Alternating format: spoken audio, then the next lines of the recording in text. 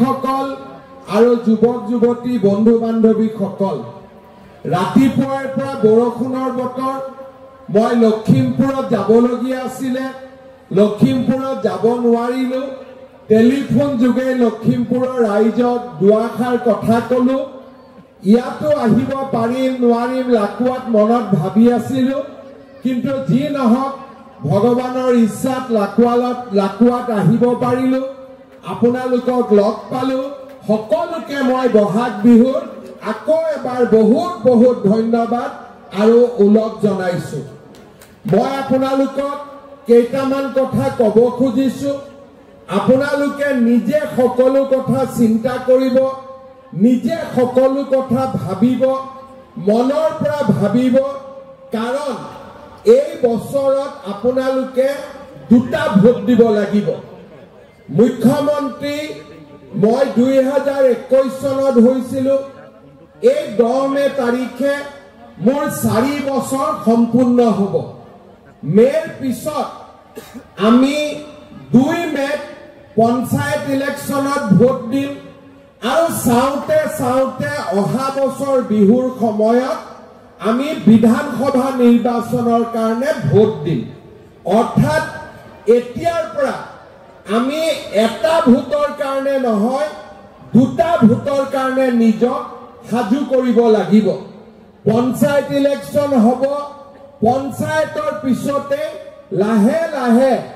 অসমত বিধানসভাৰ নিৰ্বাচন অনুষ্ঠিত হ'ব এতিয়া আপোনালোকে চিন্তা কৰক অসমত দুটা দল আছে কংগ্ৰেছ আৰু বিজেপি কংগ্ৰেছে অসমত 15 বছৰ আৰু আগৰ পৰা যদি ধৰো 60 বছৰ অসমত তেওঁলোকে চৰকাৰ চলাইছিলে বিজেপি দলে কিমান দিন চৰকাৰ চলালে আমি 9 বছৰ চৰকাৰ চলালো আৰু 9 বছৰৰ 3 বছৰ কোভিডত গুচি গল আমি ক'ব গলে এই 4টা বছৰ আমি ভাল কৰি চৰকাৰ চলাইছো তাৰ আগতে ভাল কৰি চলাব চেষ্টা কৰিছিলো কোভিডে আমি যিমান আশা কৰিছিলো আমাক কৰিব নিদিলে কিন্তু বিশ্ব মহামাৰী আছিল কাৰো হাতত উপায় নাছিল এতিয়া যদি যোৱা 4টা বছৰ আপোনালোকে তুলনা কৰে কংগ্ৰেছৰ লগত প্ৰথম লাকুৱাত শিৱসাগৰ চৰাইদেউ আপোনালোকে প্ৰথম মনত চিন্তা কৰক যে কংগ্ৰেছৰ দিনত দুখীয়া মানুহৰ বাবে কি আঁচনি আছিল কোনোবাই মনত পেলাওক যে কংগ্ৰেছৰ দিনত অৰুণোদয় আছিলে কংগ্ৰেছৰ দিনত নিযুত মইনা আছিলে কংগ্ৰেছৰ দিনত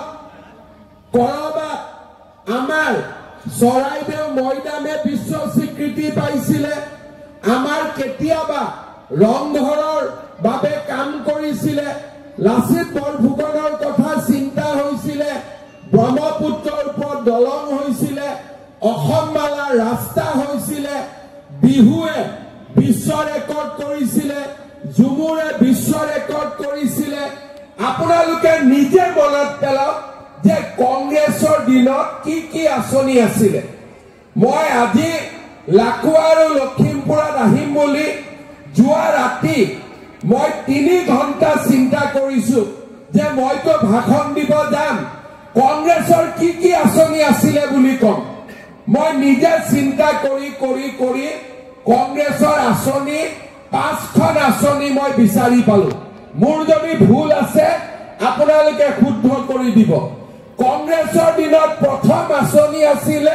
লুঙি বিতৰণৰ আঁচনি যে আমি দুখীয়া মানুহক লুঙি দিম কংগ্ৰেছৰ দিনত দ্বিতীয় আঁচনি আছিল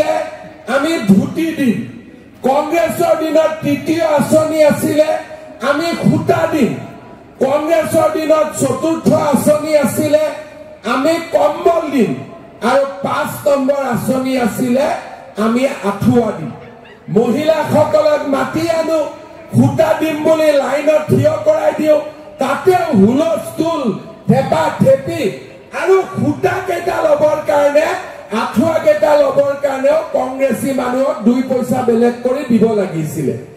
অংগনবাদী চাকৰিৰ কাৰণেও কংগ্ৰেছে টকা লৈছিলে। চৰকাৰী চাকৰিৰ কাৰণে কংগ্ৰেছৰ দিনততো 1 কোটি টকালৈকে ঘোষ লৈছিলে। এতিয়া কংগ্ৰেছৰ কোনোবা নেতাই আহি মোৰ আগত কওক, মই বেয়া নাপাওঁ যে নহয় দাদা আপুনি ভুল কৈছে, কংগ্ৰেছৰ দিনত অৰুণোদয় আছিলে, কংগ্ৰেছৰ দিনত অসমবালা আছিলে, কংগ্ৰেছৰ দিনত চৰাইদেউ মৈদামে বিশ্ব ঐতিহ্যৰ স্বীকৃতি পাইছিলে, কংগ্ৰেছৰ দিনত লাচিত বৰফুকনে সন্মান পাইছিলে, কংগ্ৰেছৰ দিনত ঝুমুৰ বিশ্ব দৰবাৰত গৈছিলে, কংগ্ৰেছৰ দিনত বিহু বিশ্ব দৰবাৰত গৈছিলে, কংগ্ৰেছৰ দিনত অসমবালা হৈছিলে, কংগ্ৰেছৰ দিনত নিযুত মইনা হৈছিলে, কংগ্ৰেছৰ দিনত বিনা পইচাত চৰকাৰী চাকৰি পাইছিলে। মই এজন কংগ্ৰেছৰ নেতাক কম যে আপোনালোকে মন্দিৰ মছজিদ নামঘৰৰ সন্মুখত থিয় হৈ কওক যে এনেকুৱা কিবা এটা কাম কংগ্ৰেছৰ দিনত আছিলে নেকি? একো আঁচনি নাই। এটাই আঁচনি আছিলে লুঙি ধুতি সূতা কম্বল আঁঠুৱা। সেইকাৰণে যোৱাকালি মই এখন সভাত কৈছিলো যে কংগ্ৰেছৰ চিন হাতৰ ছবি হ'ব নালাগে, কংগ্ৰেছৰ চিন লুঙিৰ ছবি হ'ব লাগে। লুঙিৰ ছবিতে কংগ্ৰেছৰ ইলেকশ্যন হ'ব লাগে, কাৰণ লুঙিৰ বাদে কংগ্ৰেছৰ হাতত একো আঁচনি নাছিলে। মই যোৱাকালি এইটোও কৈছো যে ইমান যদি লুঙিৰ প্ৰতি মৰম, বাংলাদেশত গৈ ইলেকশ্যন খেলিব লাগে, অসমত ইলেকশ্যন খেলিব নালাগে। কিন্তু তেওঁলোকে একো আঁচনি নললে, 15টা বছৰ গাঁৱে গাঁৱে দালালৰ সৃষ্টি কৰিলে আৰু তেওঁলোকে আমাক কতোৱে আগবঢ়াই লৈ নগল। শ্ৰদ্ধা ৰাইজ, 4টা বছৰ অসমত মাত্ৰ মুখ্যমন্ত্ৰী হিচাপে মই 4টা বছৰ পাইছো। নৰেন্দ্ৰ মোদী ডাঙৰীয়াৰ আশীৰ্বাদ আছিলে। আজি আপোনালোকে চিন্তা কৰক, এই কেইটামান বছৰৰ ভিতৰতে আমাৰ অসমত আমি কিমান কাম কৰিব পাৰিছো। মোদী ডাঙৰীয়াই আমাক বগীবিলৰ দলং দিলে, হলাশদিয়াৰ দলং দিলে, এতিয়া আমাক গহপুৰৰ পৰা নুমলীগড়লৈ ব্ৰহ্মপুত্ৰৰ মাজেদি আমাক সুৰংগ দিব। কাজিৰঙাৰ ওপৰত আমাক 32 কিলোমিটাৰ আমাক এলিভেটেড কৰিডৰ দিব। নৰেন্দ্ৰ মোদী ডাঙৰীয়াই চৰাইদেউ মৈদামত বিশ্ব ঐতিহ্যৰ স্বীকৃতি দিলে। অসমীয়া ভাষাক ধ্ৰুপদী ভাষাৰ মৰ্যাদা দিলে। প্ৰথমবাৰৰ বাবে আজি বিহু ঝুমুৰ সকলোকে নৰেন্দ্ৰ মোদী ডাঙৰীয়াই ৰাষ্ট্ৰ জীৱনৰ মূল মঞ্চলৈকে লৈ গল। আজি আমি অসমীয়া হিচাপে গৌৰৱ অনুভৱ কৰো যে নৰেন্দ্ৰ মোদী ডাঙৰীয়াই অসমীয়া ভাষাক ধ্ৰুপদী ভাষাৰ মৰ্যাদা দিলে, বিহুক আন্তৰ্জাতিক মঞ্চলৈ লৈ গল, ঝুমুৰক আন্তৰ্জাতিক মঞ্চলৈ লৈ গল। কাজিৰঙাত আহি ৰাতি থাকিলে, আজি কাজিৰঙাৰ পৰ্যটকে কাজিৰঙাত আহি তেওঁলোকে নতুন আনন্দ লাভ কৰিছে। ইয়াৰ আগতে মনত পেলাওক, কংগ্ৰেছৰ কোনোবা প্ৰধানমন্ত্ৰীয়ে অসমীয়া ধ্ৰুপদী ভাষাৰ স্বীকৃতি দিছিলে? কেতিয়াবা কোনোবা প্ৰধানমন্ত্ৰীয়ে ঝুমুৰ নৃত্য চাইছিলে?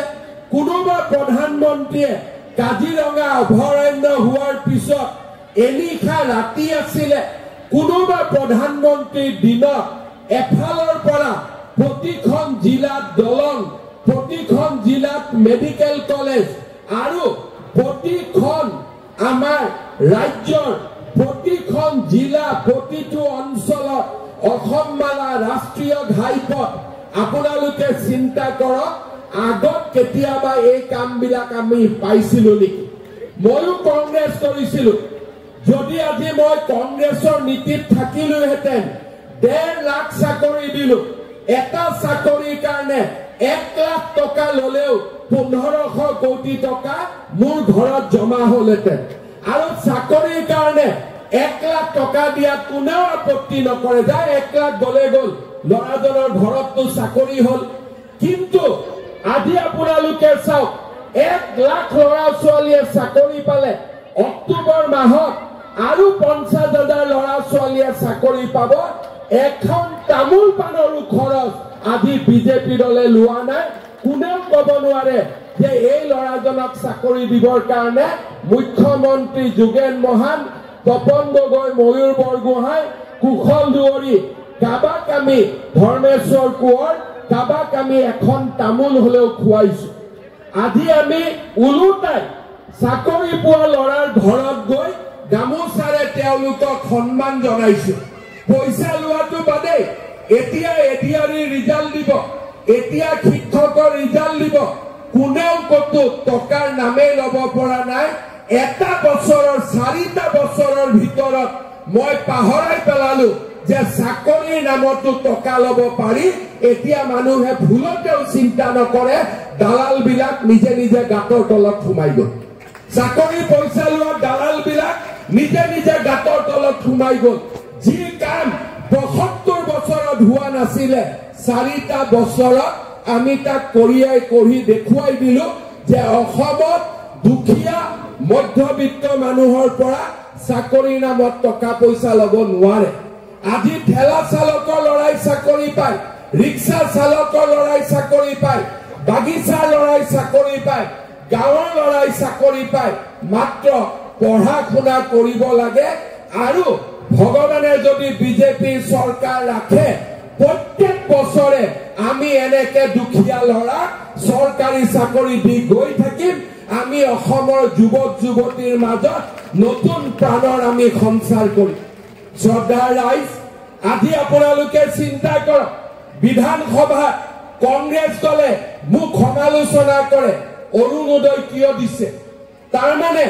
কংগ্ৰেছ দলক মই সুধিব খুজিছো আপোনালোকে অৰুণোদয় আঁচনি বেয়া পায় নেকি আজি 40 লাখ দুখীয়া পৰিয়ালে অৰুণোদয় আঁচনি পাইছে আপোনালোকৰ এই মানুহবিলাকৰ লগত কি শত্ৰুতা আছে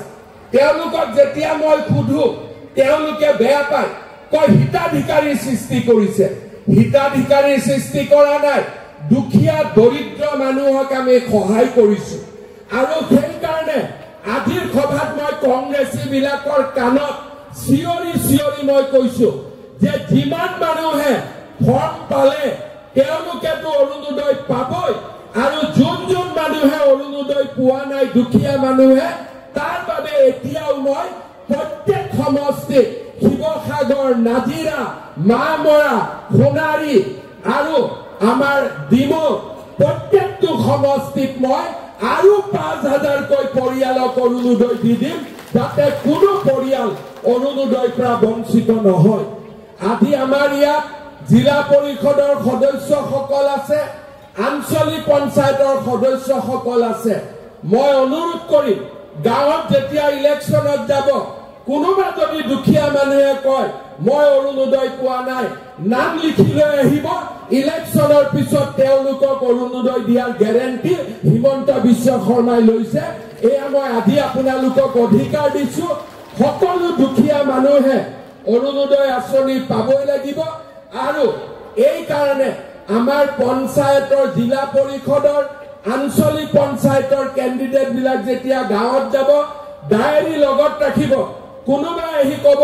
যে মই অৰুণোদয় পোৱা নাই ফটক কৰি নামটো লিখি ল'ব এমএলএক দিব জুন মাহৰ ভিতৰত সকলোকে অৰুণোদয় দিয়াৰ গ্যাৰেণ্টি আজি মই আপোনালোকৰ ওচৰত লৈ গৈছো ৰেকৰ্ডিং কৰি ৰাখিব কেইদিনমান আগতে মই বিহালীত গৈছিলো ইলেকশ্যনৰ সময়ত মই বিহালীত কৈছিলো যে ৰাইজ আপোনালোকক ইলেকশ্যনৰ পিছতে মই মহিলা উদ্যমিতাৰ আঁচনি টকা দিম কংগ্ৰেছে ক'লে ক'ত দিব আৰে এইটো হিমন্ত বিশ্ব শৰ্মাই কথা কৈছে মই যদি এবাৰ কথা কওঁ মৰি যাম কথা কিন্তু ৰাখিমে এইটোৱে হৈছে মূল কথা 1 এপ্ৰিল তাৰিখে মই বিহালীলৈকে গলো সকলো মহিলাক মাতি আনি মহিলা উদ্যমিতাৰ 10,000 টকাৰ চেক দি দিলো কংগ্ৰেছ বিলাক গাঁতৰ তলত সোমাই গ'ল বিহালীত এইবাৰ আমি সকলো সিট আনকণ্টেষ্ট জিকি ওলাই গলো ইয়াৰো মহিলাসকল আছে আপোনালোকৰ চিন্তা হৈ আছে নেকি 10,000 টকাটো কেতিয়া পাম আছে নেকি অলপ চিন্তা হয় আছে নেকি তেতিয়ালে মই আজি আপোনালোকক কৈ গলো জুলাই মাহৰ 15 তাৰিখৰ আগতে সকলোৰে ঘৰত অৰুণোদয় ফিটিং আৰু সকলোৰে ঘৰত 10,000 টকা আমাৰ মহিলা উদ্যমিতাৰ চেক আমি আহি আপোনালোকক দি থৈ যাম। ভিডিঅ' ৰেকৰ্ডিং কৰি দিয়ক, অডিঅ' ৰেকৰ্ডিং কৰি দিয়ক। 15 জুলাইৰ আগতে সোণাৰীলৈকে আহিম, আমি ডিমলৈকে আহিম, নাভিলালৈকে আহিম, শিৱসাগৰলৈকে আহিম আৰু আমি মামৰালৈকে আহিম আৰু সকলোকে